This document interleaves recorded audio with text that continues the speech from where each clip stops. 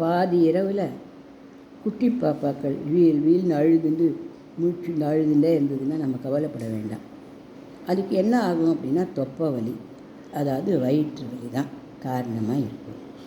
தாய்ப்பால் சாப்பிட்ற குழந்தையாக இருந்தாக்க ஒரு சின்ன கர்ச்சீப்பில் அந்த தாய்ப்பாலை பீச்சி நல்லா அது நனையிற மாதிரி பண்ணி பாப்பாவோட தொப்பை மேலே போட்டுட்டா கொஞ்ச நாளைக்கெல்லாம் பாப்பா அந்த வலி வயிற்று வலிலாம் நீங்கி அது தூங்க ஆரம்பிக்கும், நல்லா சாப்பிடவும் ஆரம்பிக்கும். அப்போ பாப்பாவுக்கு தாய்ப்பால் கொடுத்து தூங்க பண்ணிடலாம். பெரிய பாப்பா 1 வயசு பாப்பா 1.5 வயசு பாப்பானாக்கா தாய்ப்பாலெல்லாம் நிறுத்திருப்பா இல்லையா, அந்த பாப்பாக்களுக்கு என்ன பண்ணலாம் அப்படின்னாக்கா விஷம்பன்னா வாங்கி விரல் மாதிரி இருக்கும், அதை வாங்கி நல்லா விளக்கெண்ணெயில் நல்லா துவைச்சி அதை அகல் விளக்கில் நல்லெண்ணெய் குத்தி ஏற்றி அந்த விளக்கில் சுட்டு கருப்பாக ஆக்கி வச்சுக்கணும், பொடி பண்ணி வச்சுக்கணும் ரெடியாக. அதை என்ன பண்ணணும் அப்படின்னாக்கா தாய்ப்பால்லையோ இல்லை பசும்பால்லையோ குழச்சி பாப்பாவோட தொப்பை மேலேயும் தடவிட்டு ஒரு அரை பாலோட குழந்தைக்கு வயிற்றுக்கும் ஊட்டி விட்டுடணும்.